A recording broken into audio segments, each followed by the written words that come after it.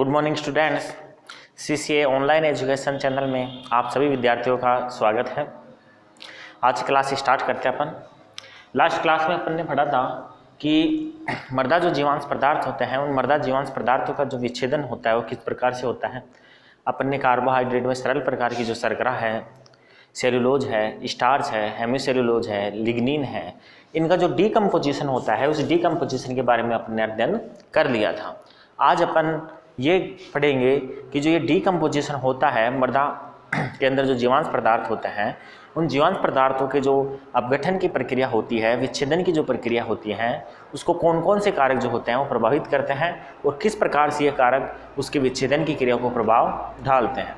इनके बारे में एक एक करके हम चर्चा करेंगे कि कौन कौन से कारक हैं जो मृदा जीवांश पदार्थ के विच्छेदन को प्रभावित करते हैं। तो चलिए पहले लेते हैं अपन पादप पदार्थों की प्रकृति। पहला जो कारक है वो है पादप पदार्थों की प्रकृति।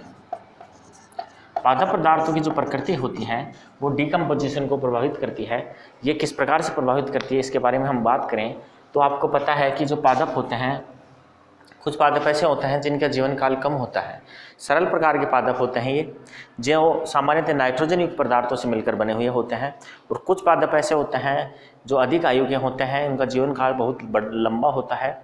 ऐसे पादप होते हैं वो सेल्यूलोज या हेमीसेल्यूलोज के द्वारा निर्मित हो जाते हैं, या हम ये कह सकते हैं कि इन पादपों के अंदर सेल्यूलोज या हेमीसेल्यूलोज का जमाव हो जाता है। तो हम देखते हैं कि जो सरल प्रकार के पादप होते हैं, सरल प्रकार के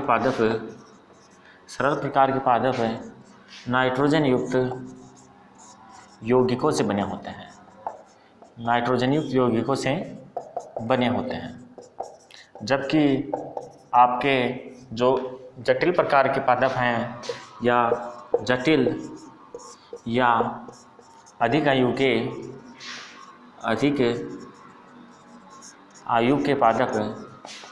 के पादप लिग्निन या सेल्यूलोज से बने होते हैं। लिग्निन या फिर ये सेल्यूलोज से बने होते हैं। जनरली देखने में आता है कि जब सेल्यूलोज और लिग्निन का अपन अपघटन पढ़ रहे थे, विच्छेदन पढ़ रहे थे, तो अपन ने नोट किया था कि ये क्या करते हैं, इनके अपघटन में अधिक समय लगता है, जबकि जो नाइट्रोजन युक्त पदार्थ होते हैं इनके अपघटन में बहुत कम समय लगता है। तो यहाँ हम ये कह सकते हैं कि जो अधिक आयु के जो पादप होते हैं जिनमें लिग्निन और सेल्यूलोज का जमा हो जाता है, उनका जो विच्छेदन होता है इनके विच्छेदन में अधिक समय लगता है। इनके विच्छेदन में क्या लगता है, अधिक समय लगता है। जबकि ये जो आपके हैं नाइट्रोजन युक्त वाले पादप इनके विच्छेदन में कम समय लगता है, ये शीघ्रता से विच्छेदित हो जाते हैं। जबकि ये जो होते हैं लिग्निन और सेल्यूलोज जटिल अधिक आयु वाले पादप, उनके विच्छेदन में अधिक समय लगता है। दूसरा जो कारक है जो मृदा जीवांश पदार्थों के विच्छेदन को प्रभावित करता है वो है अपने मृदा की नमी।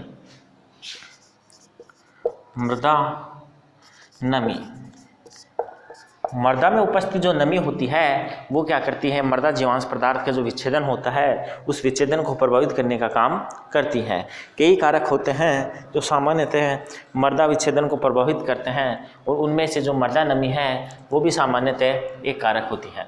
मृदा नमी सामान्यतः देखने में आता है कि यदि मृदा अधिक नम होती है, तो इस स्थिति में जो विच्छेदन होता है वो नहीं होता है या फिर कम होता है। इसी प्रकार यदि हम बात करें कि मृदा शुष्क होती है, अर्थात नमी की मात्रा उसके अंदर शून्य होती है, शुष्क होती है यदि मृदा, तो इस स्थिति के अंदर भी जो मृदा विच्छेदन होता है पर मृदा जीवांश पदार्थों को वो या तो नहीं होता है या बहुत कम होता है। जब मृदा अधिक नम हो या फिर शुष्क होती है, दोनों ही स्थितियों के अंदर जो मृदा का विच्छेदन होता है जीवांश पदार्थों का वो बहुत कम मात्रा में होता है। तो फिर क्या होता है इसके बारे में अगर हम चर्चा करें तो अपन देखते हैं कि यदि मृदा में 60% से लेके 60% से 80% के बीच नमी हो, यदि मृदा के अंदर 60% से 80% के बीच नमी हो तो इस स्थिति में जो विच्छेदन होता है वो विच्छेदन अधिक मात्रा में होता है। विच्छेदन कैसा होता है? अधिक मात्रा में होता है। विच्छेदन अधिक मात्रा में कब होता है? जब मृदा के अंदर 60 से 80% के बीच नमी होती है, तो ऐसी स्थिति में जो विच्छेदन होता है वो अधिक मात्रा में हो जाता है। तो हम कह सकते हैं कि अत्यधिक नम और अत्यधिक शुष्क जो मृदा होती है उसमें विच्छेदन नहीं होता है, जबकि नमी की मात्रा यदि मध्यम अवस्था में होती है, 60 से 80% के बीच होती है, तो ऐसी स्थिति में विच्छेदन की जो क्रिया होती है वो बढ़ जाती है। तीसरा जो कारक है जो मृदा विच्छेदन को प्रभावित करता है वो है वायु का संचार। तीसरा है वायु संचार।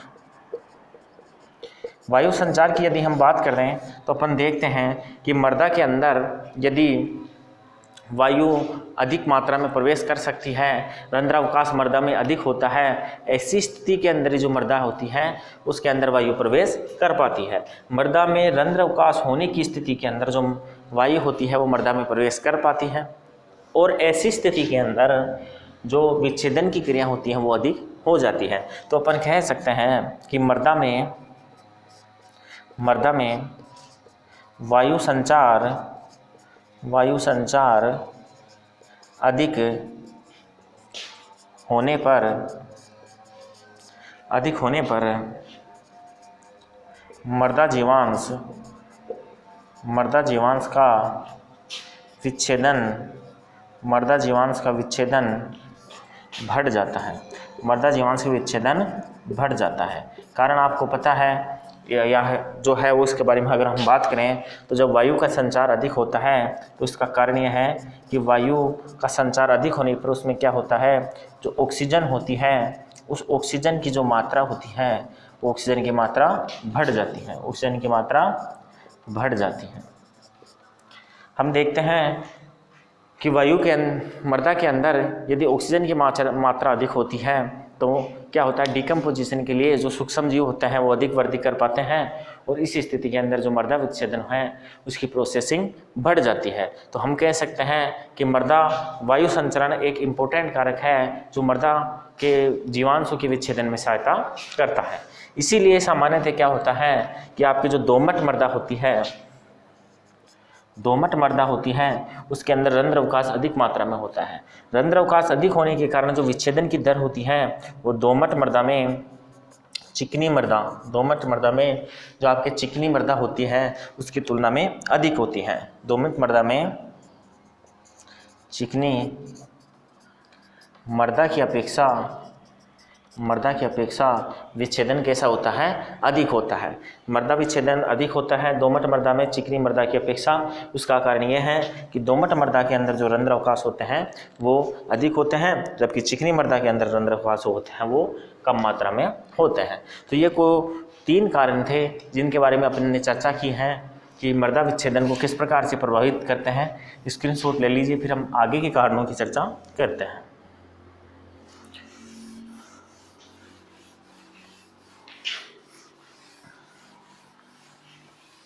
देखो बच्चों, जो कारक होते हैं ये कौन कौन से हैं।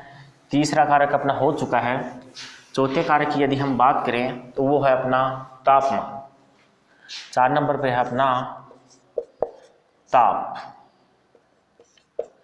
जिसे अपन मृदा ताप के नाम से भी जानते हैं। ताप क्या होता है, मृदा ताप बोल देते हैं अपन इसको, तो मृदा ताप लिख देते हैं। मृदा ताप क्या होता है कि मृदा का जो टेम्परेचर होता है उस टेम्परेचर में जो मृदा विच्छेदन करने वाले पदार्थ होते हैं वो क्या रहते हैं, जीवित रहते हैं। तो सामान्य देखने में आता है कि कुछ सूक्ष्म जीव जो कौन से टेम्परेचर पर जीवित रह सकते हैं उस टेम्परेचर के ऊपर मृदा विच्छेदन अधिक मात्रा में होता है। सामान्यतः देखने में आता है कि जो मृदा विच्छेदन होता है वो 5 डिग्री सेल्सियस ताप पर प्रारंभ हो जाता है। ताप पर विच्छेदन की जो क्रिया होती है, विच्छेदन की क्रिया प्रारंभ हो जाती है। कितने डिग्री पे हो जाती है ये हो जाती है 5 डिग्री जो टेम्परेचर होता है वहाँ से ये प्रारंभ हो जाती है। और जनरली में देखने में आता है कि जो 40 डिग्री तक के ताप पर ये प्रारंभ रहती है। 5 डिग्री टेम्परेचर में विच्छेदन की क्रिया प्रारंभ हो जाती है और 40 डिग्री तक अधिकतम रहती है, अधिकतम रहती है। 5 डिग्री टेम्परेचर पे विच्छेदन की क्रिया होती है। 40 डिग्री सेल्सियस जो टेम्परेचर होता है यहाँ तक मृदा विच्छेदन की प्रक्रिया होती है। लेकिन देखने में आता है कि यदि मृदा का जो ताप है वो 30 डिग्री से 40 डिग्री होता है तो ऐसी स्थिति में जो मृदा विच्छेदन होता है, ऐसी स्थिति में मृदा विच्छेदन अधिक होता है। ऐसी स्थिति के अंदर जो मृदा विच्छेदन होता है वो अधिक होता है जब टेम्परेचर का मान 30 डिग्री से 40 डिग्री के बीच होता है। तो ऐसी स्थिति के अंदर जो मृदा विच्छेदन होता है वो अधिक मात्रा में होता है। अब हम बात करें कि कारण क्या होता है इसका, तो कारण ये होता है कि जो सूक्ष्मजीव होते हैं, जो बैक्टीरिया होते हैं, जो कवक होते हैं, जो फंजाई होते हैं, वो साधारणतया 30 डिग्री से 40 डिग्री का जो टेम्परेचर होता है इसी टेम्परेचर पर वो जीवित रह पाते हैं। और इसी कारण क्या होता है कि ये जो जीव इसी टेम्परेचर पर ये जीव जीवित रहने के कारण विच्छेदन की जो क्रिया होती है वो अधिक मात्रा में हो जाती है। तो ये जो टेम्परेचर है इस ताप पर सूक्ष्मजीव अधिक सक्रिय रहते हैं। इस आधार पे हम कह सकते हैं कि जो 30 डिग्री से 40 डिग्री का टेम्परेचर होता है, इस टेम्परेचर के ऊपर मृदा विच्छेदन की जो क्रिया होती है वो अधिक मात्रा में होती है। इसका जो कारण है वो होता है सूक्ष्मजीवों का अधिक सक्रिय होना 30 डिग्री से 40 डिग्री के बीच। हम बात करते हैं अगला कारक कौन सा होता है जो मृदा विच्छेदन को प्रभावित करता है, तो वो होता है कार्बन नाइट्रोजन अनुपात। कार्बन नाइट्रोजन जो अनुपात होता है मृदा विच्छेदन की क्रिया को प्रभावित करता है। सामान्यतः कार्बन और जो नाइट्रोजन होते हैं वो मृदा के अंदर यदि प्रचुर मात्रा में पाई जाती है तो जो डिकम्पोजिशन की प्रक्रिया होती है, मृदा विच्छेदन की जो प्रक्रिया होती है वो अधिक मात्रा में हो जाती है। यदि इनका अनुपात कम रहता है तो ऐसी स्थिति के अंदर जो मृदा विच्छेदन है वो प्रभावित हो जाता है और कम मात्रा में मृदा विच्छेदन होता है। तो अपन यहाँ नोट कर लेते हैं कि इसका अनुपात अधिक होने पर मृदा विच्छेदन अधिक होता है। तो अपन देखते हैं कि यदि कार्बन और नाइट्रोजन का जो अनुपात होता है वो अधिक होता है तो ऐसी स्थिति के अंदर जो मृदा विच्छेदन होता है वो अधिक मात्रा में होता है। नेक्स्ट है पीएच अनुपात। मृदा पीएच मान जो होता है वो क्या करता है, जो आपके डिकम्पोजिशन की प्रक्रिया होती है उसको प्रभावित करता है। जहाँ सामान्यतः देखने में आता है कि जो मृदा होती है वो उदासीन प्रकृति की होती है, अर्थात पीएच का मान जब 7 होता है तो ऐसी स्थिति में जो मृदा होती है उसके अंदर विच्छेदन की प्रक्रिया अधिक मात्रा में होती है। तो अपन यहाँ नोट कर लेते हैं कि मृदा पीएच 7 अर्थात उदासीन मृदा में विच्छेदन की क्रिया अधिक होती है। तो ये देखने में आता है कि यदि विच्छेदन की जो क्रिया होती है वो अधिक कब होगी, जब पीएच का मान 7 होता है, अर्थात मृदा उदासीन प्रकृति की जब होती है तो ऐसी स्थिति के अंदर जो मृदा विच्छेदन हुआ है वो अधिक मात्रा में होता है। अगर मान लेते हैं पर मृदा अम्लीय प्रकृति की हो जाती है या क्षारीय प्रकृति की हो जाती है तो ऐसी स्थिति के अंदर जो मृदा विच्छेदन होता है वो कम हो जाता है, उसकी मात्रा घट जाती है। अगर इसे अपने को सुधार करना है मृदा विच्छेदन की क्रिया को, तो अपने को उस मृदा का उदासीकरण करना होगा। ऐसी स्थिति में हम बात करें तो अम्लीय मृदा के अंदर अपने को उसमें क्षार मिलाकर उसको उदासीन करना होगा, और इसी प्रकार यदि क्षारीय मृदा है तो उसको उदासीन करने के लिए उसमें अम्ल मिलाना होगा। इस प्रकार मृदा सुधार करके हम जो विच्छेदन की प्रक्रिया है उस प्रक्रिया को तेज कर सकते हैं, बढ़ा सकते हैं। तो ये कारक हो गए आपके मृदा विच्छेदन वाले। इसके बाद एक कारक और बचता है जिसको बोलते हैं पोषक तत्व। पोषक तत्वों की जो मात्रा होती है, ये पोषक तत्वों की जो मात्रा होती है ये भी मृदा विच्छेदन को प्रभावित करती है। यदि मृदा में अधिक मात्रा में पोषक तत्व पाए जाते हैं तो क्या करते हैं, मृदा जीव जो होते हैं वो अधिक संख्या में वृद्धि कर लेते हैं, और ऐसी स्थिति के अंदर जो मृदा विच्छेदन होता है वो अधिक मात्रा में हो जाता है। तो हम कह सकते हैं कि यदि पोषक तत्वों की मात्रा प्रचुर मात्रा में होती है खेत में, तो ऐसी स्थिति के अंदर जो मृदा विच्छेदन है वो अधिक मात्रा में हो जाता है। तो अपन यहाँ लिख देते हैं कि पोषक तत्व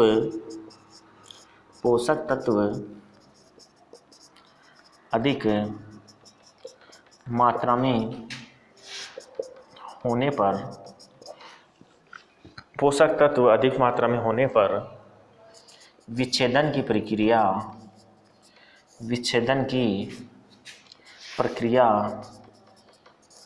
अधिक होती है। विच्छेदन की प्रक्रिया कैसी होती है, अधिक होती है।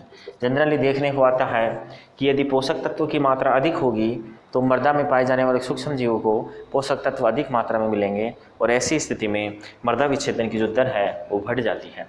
तो ये 7 कारण थे जिनके बारे में अपन ने चर्चा की कि ये मृदा विच्छेदन को किस प्रकार से प्रभावित करते हैं। आगे अपन देखते हैं कार्बन चक्र के बारे में। कार्बन चक्र क्या होता है, अगला टॉपिक है अपना कार्बन चक्र। कार्बन चक्र क्या होता है इसके बारे में यदि हम देखें तो अपने को जानकारी प्राप्त होती है कि वायुमंडल में जो कार्बन उपस्थित है वो विभिन्न माध्यमों से होता हुआ पुनः किस प्रकार से वातावरण में आ जाता है, किस प्रकार से वायुमंडल में आ जाता है, ये आपके कार्बन चक्र कहलाता है। तो अगला जो अपना टॉपिक है वो है कार्बन चक्र। कार्बन चक्र की अपन बात करते हैं तो ये माना जाता है कि मृदा के अंदर जो उपस्थित आपके मृदा जीवांश पदार्थ हैं, इनके माध्यम से जो कार्बन होता है वो एक जीव से दूसरे जीव में, दूसरे से तीसरे में ऐसे होते हुए क्या करता रहता है, गमन करता रहता है और उसकी स्थानांतरित होता रहता है, और स्थानांतरित होने के बाद अंत में वो वहीं पे आ जाता है, कहने का मतलब वातावरण में पुनः आ जाता है जहाँ से वो प्रारंभ हुआ था। ये जो प्रोसेस है इसे अपन कार्बन चक्र के रूप से जानते हैं। तो अपन इसको लिख लेते हैं कि वायुमंडल या जैवमंडल बोल देते हैं अपन, जैवमंडल में उपस्थित कार्बन विभिन्न स्तरों से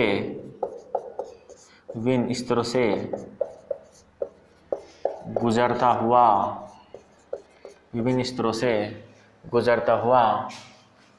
पुनः उसी जगह आ जाता है जहाँ से यह प्रारंभ हुआ था। इस प्रक्रिया को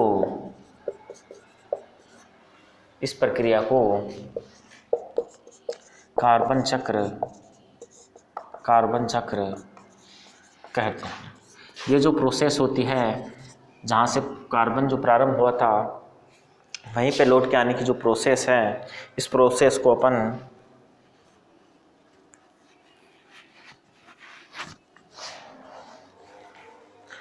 कार्बन चक्र के रूप में जानते हैं। इस प्रोसेस को अपन कार्बन चक्र के रूप में जानते हैं। ये होती क्या है इसके बारे में हम चर्चा करें तो आपने देखा होगा कि जो वायुमंडल है, उस वायुमंडल के अंदर जो कार्बन है वो विभिन्न रूपों में पाया जाता है, लेकिन यहाँ हम केवल कार्बन का जो रूप है यौगिक है कार्बन डाइऑक्साइड, उस कार्बन डाइऑक्साइड के रूप में समझने का प्रयास करते हैं कि किस प्रकार से ये चक्र संपूर्ण होता है, किस प्रकार से ये पूर्ण होता है। तो अपन देखते हैं, एक डायग्राम बनाते हैं रफली, जिसमें ये नोट करेंगे कि कार्बन जो है वो कहाँ से आता है और किस जगह से होता हुआ ये गुजर जाता है।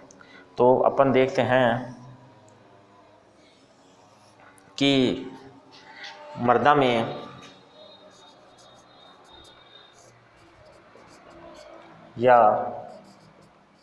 वायु में CO2 की उपस्थिति, या आपके मृदा है या वायु है जिसमें CO2 उपस्थित है। अब ये जो CO2 है ये क्या है, आपके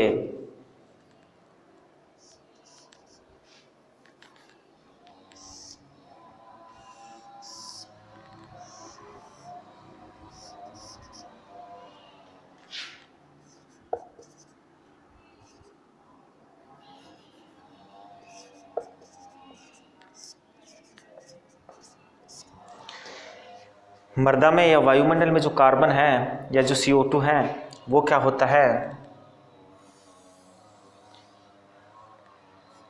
पादपों के द्वारा ग्रहण कर लिया जाता है। वायुमंडल में या वायुमंडल के अंदर, मृदा के अंदर कार्बन उपस्थित है, वायुमंडल में CO2 जो उपस्थित है वो क्या करते हैं, पादप जो है इसको ग्रहण कर लेते हैं। प्रकाश संश्लेषण की जो प्रक्रिया होती है उसमें इसको ये ग्रहण कर लेते हैं। अब पादप जो होते हैं वो श्वसन की प्रक्रिया करते हैं और श्वसन की प्रक्रिया में कुछ अंश CO2 का वापस क्या करते हैं, वो रिलीज कर देते हैं उसी वायुमंडल में, उसी मृदा के अंदर CO2 के क्या कर देते हैं, वो वापस रिलीज कर देते हैं। कुछ अंश होता है वो अंश पादप जगत अपने पास भोजन के रूप में संग्रहित कर लेते हैं, उस कार्बन को, जो कार्बन होता है उसको संग्रहित कर लेते हैं, यहाँ पे CO2 के रूप में उस कार्बन को ग्रहण करते हैं। फिर पादप क्या करते हैं, कुछ पोषक तत्वों के रूप में क्या करते हैं, इसको ग्रहण कर लेते हैं। ये पादप से जो पोषक तत्व होते हैं, इन पोषक तत्वों को जो जीव जगत होता है वो इसको ग्रहण कर लेता है। जीव जगत जो होता है वो क्या करता है, इसको ग्रहण कर लेता है। जीव जगत, ये जो कार्बन होता है वो CO2 के रूप में पादपों में जाता है। पादप इस CO2 को, जो कार्बन है उसको CO2 के रूप में वापस रिलीज कर देते हैं और कुछ अंश जो इसका होता है वो पोषक तत्वों के रूप में जीव जगत तक पहुंचा दिया जाता है। पादप से बनने वाले जो भी पदार्थ हैं वो पदार्थ जैसे कार्बोहाइड्रेट है, स्टार्च है, ग्लूकोज है, उसमें ये संग्रहित हो जाता है और जीव जंतु जब अपन भोजन के लिए इनसे ग्रहण करता है तो वो जीव जंतु के अंदर आ जाता है। जीव जंतु क्या करते हैं, जब CO2 छोड़ते हैं श्वसन की प्रक्रिया में तो ये CO2 वातावरण में डायरेक्ट छोड़ देते हैं। जीव जंतुओं में श्वसन की प्रक्रिया होती है और ये जो श्वसन की प्रक्रिया होती है उस श्वसन की प्रक्रिया के माध्यम से CO2 ये वातावरण के अंदर रिलीज कर देते हैं। अब अपन देखते हैं इस प्रकार से जो ये मृदा जीवांश कार्बन होता है ये वापस आंशिक रूप से तो आ गया है कहाँ पे, जहाँ से प्रारंभ हुआ था। मृदा या वायुमंडल में जो CO2 की उपस्थिति है या फिर कार्बन जो उपस्थित है वो पहले पादप में गया, पादप से जीव जगत में आ गया, जीव जगत और पादप ने कुछ अंश को वापस लौटा दिया है उसको। लेकिन अभी ये इन दोनों के पास कुछ मात्रा में जो कार्बन है वो उपस्थित है। अब क्या होता है, जब जीव जंतु और जो पादप होते हैं वो क्या होते हैं, मृत हो जाते हैं, नष्ट हो जाते हैं, इनका आयु समाप्त हो जाती है। तो सजीव जो है उसकी एक प्रोसेस है कि वो एक निश्चित आयु के बाद उनकी मृत्यु हो जाती है, वो क्या हो जाते हैं, मृत हो जाते हैं। तो ऐसी स्थिति में जब उनकी मृत्यु होती है तो उनके अंदर उपस्थित जो क्या है, उनका शरीर है, उनका जो ढांचा है वो अपगठित होता है और अपगठन की जो प्रक्रिया होती है उसके बाद ये बदल जाता है आपके इसमें, ये बदल जाता है, डीकम्पोजिशन की प्रोसेस होती है। डीकम्पोजिशन की प्रक्रिया में जो सूक्ष्म जीव होते हैं, डीकम्पोजिशन की प्रक्रिया में सूक्ष्म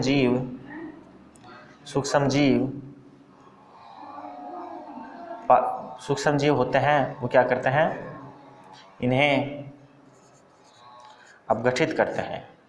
सूक्ष्म जीवों द्वारा अपगठन, सूक्ष्म जीवों के द्वारा इसका क्या होता है, अपगठन होता है। पादप जगत होते हैं वो उसको अपगठित हो जाते हैं मृत्यु के बाद, जीव जगत होता है वो भी अपगठित हो जाते हैं और इनके जीव जंतुओं के द्वारा अपगठन के बाद जो इनके अवशेष बच गए हैं वो अवशेष वापस पुनः वायुमंडल में लौट के आ जाता है जहाँ से वो आए थे। इस प्रकार से अपन देखते हैं कि कार्बन का संचरण जहाँ से हुआ है वापस पुनः प्रक्रिया के द्वारा वहीं पर लौट के आ जाते हैं। यहाँ एक चीज़ और देखने में आती है कि कुछ सूक्ष्म जीव जो स्वयपोषी होते हैं वो डायरेक्ट ही वातावरण से सूक्ष्म जीवों को ग्रहण कर लेते हैं और बाद में वो वापस उसी CO2 की प्रोसेस के द्वारा डायरेक्ट लौटा भी देते हैं। तो इस प्रकार से जहाँ से प्रारंभ होता है कार्बन का स्रोत, वहीं पे पुनः वापस लौट कर आने की जो प्रक्रिया होती है उसे कार्बन चक्र के नाम से अपन जानते हैं। तो आज ही क्लास में अपन ने पढ़ा है कि जो विच्छेदन की प्रक्रिया होती है उसको प्रभावित करने वाले कारक हैं वो कौन कौन से हैं, कार्बन चक्र जो होता है वो क्या होता है, इन दोनों के बारे में आपने पढ़ा है। इसके बाद अपन पढ़ेंगे नेक्स्ट क्लास के अंदर अगला टॉपिक। थैंक यू, धन्यवाद।